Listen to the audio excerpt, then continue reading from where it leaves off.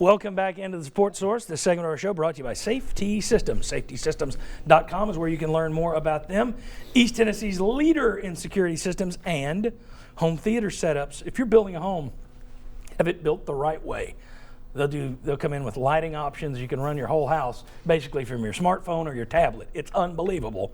Safety Systems. Go by, check out their showroom, and they'll show you all the stuff they can do. TVs, you press a button on your phone, TV comes up out of a cabinet and then goes back under a cabinet. Put the family portrait up there, and then when the in-laws leave, hit the button, the portrait goes away, and the TV's there. It's perfect. Safety Systems. All right, quick slants to end it today. Quick slants, all right? 3 questions here. Chuck and Josh, I'll get 2 guys from 2 different generations. ESPN voted Rocky Top the #1 fight song in the SEC this week, even though the official UT fight songs are still Fight Vols Fighting down the field. Do you miss tradition at all in those 2 songs being not in the mix as much? Or do you say to heck with it, Rocky Top rules? Josh, I'll start with you, young gun. Yeah, I'm the young one right in the group. So I'll say... Babyface Ward. Right. He had a beard as a baby, by the way. That's right, yeah. It's not as creepy as it sounds. So it's 2016. It's a recruiting era, right? So I think Rocky Top sells more than the others. And I think fans, you think about uniform changes, Rocky Top sells. Exactly. I don't even know if, I think the song that's second most associated with Tennessee might be Third Down for what? Yeah. Compared to the others. I'm not. You certainly hear it enough. It's the Eileen song, Come On Eileen, or whatever. I'm still trying to make sure Third Down for What is actually a song.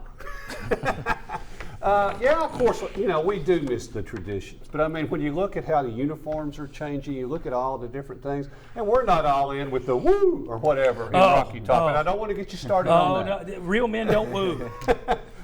Do not woo. But yeah, and I think it's like the fans. Whatever the fans go with now is kind of like what it is. So be it.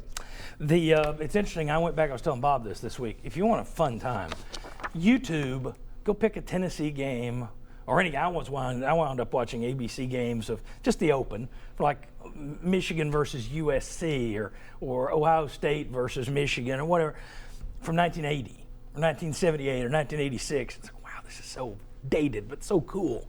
But to go back and watch it when Tennessee, you see those old Tennessee games, Tennessee scores a touchdown, Fight Vols Fight down the field. They open the game, Fight Vols Fight down the field. You're not hearing Rocky Top. This is 70s, this is early 80s. So people who think, well, it's always been Rocky Top. No. And you'll also find that when they do play Rocky Top, there's no damn woo. No woo. All right. I'm gonna sell T-shirts over there that say no woo. All right. Mike and Bob, LSU has announced, speaking of music and bands, LSU announced this week they are no longer going to allow opponents' bands to play at halftime. Now, you can still bring your pep band and sit it in a little corner and play from there, but you can't get on the field. And they cited security because there's just not enough room on the sidelines.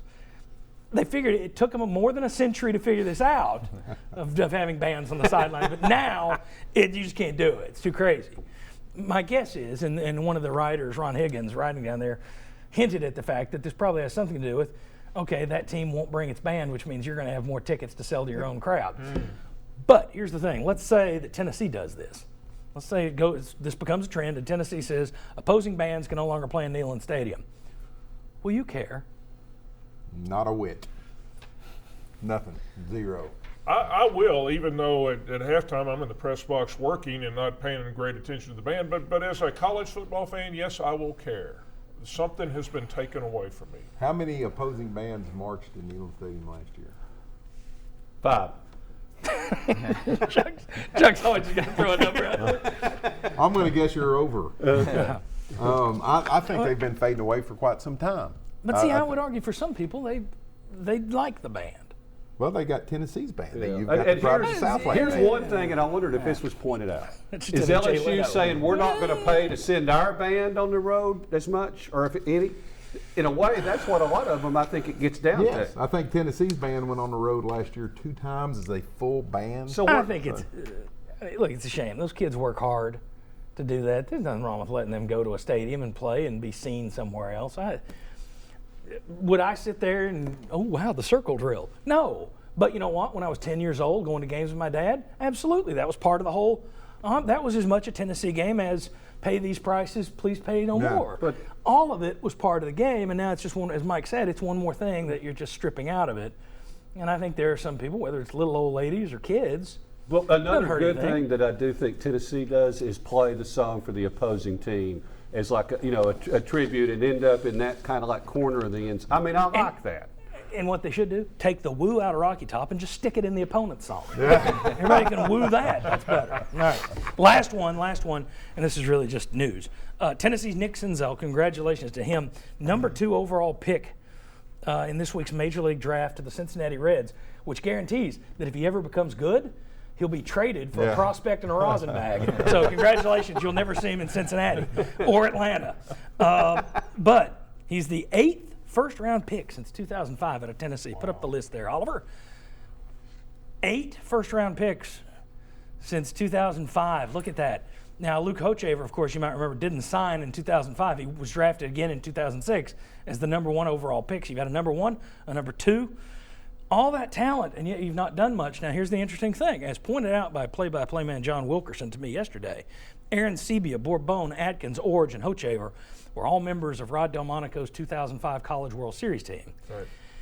Only 3 first-round picks since the Delmonico era ended 9 seasons ago. Only 3. Rod Delmonico's looking better by the minute, is he not? That's the question to everyone here. Oh, yes. Yeah. I mean, no is doubt. that, in terms of one you missed on, Yeah. that one's looking worse and worse. And people, guys, we could just say that was more about personality than it was coaching. It was a and- lot of off-field Exactly. stuff, yeah. Yes, I mean, but yeah, I mean, you do, and maybe Rod could have done more of the community things. That was part of the problem. But in terms of what, and you've pointed out, John, how that baseball program was up and then down, but at least it was up. At least you had those highs. So yeah, obviously you messed up there. You might be disappointed in a basketball coach that has 2 bad years and then goes to Elite 8, 2 bad years, goes to Final Four, 2 bad years, goes to Elite 8, but you're not firing him. Well, not well, maybe you would, but you shouldn't fire him. Rod Delmonico, just in No, I think hindsight, it was a mistake. In 2020 hindsight, yeah, they made a mistake and they're paying for it. Yeah, the results have plummeted. I think the standard has as well. the interesting thing about Senzel there, walk on. He wasn't even a guy that was, top prospect. And was going to go to Georgia, correct? And they had a coaching change. So Yeah, congratulations. he was to only a them. walk-on because Yeah. they didn't have a scholarship at the time he became available. Yeah, Still, but he it's, wasn't a guy that everyone in the country was just fighting to get hold of. I think if they'd known, he'll be the number 2 pick in the draft, Yeah. he wouldn't have had to walk on anywhere. It was free talent, though. They didn't have to give him any scholarship money when he arrived. So they had that join the team.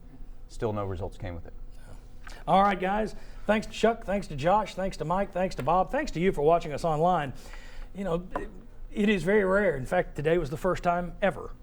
If local weather ever hits, if there's something huge, you'll be kept abreast of it by 6 News. They do a great job. This is the first time ever, though, that we have had a show preempted by a national news story, and certainly it is a terrible story, and our thoughts and prayers go out to the families involved in that nightmare in Orlando. But thank you for sticking with us, and we'll be back live on Channel 6, 11 a.m. next Sunday. Good Lord willing, the creek don't rise. See you then.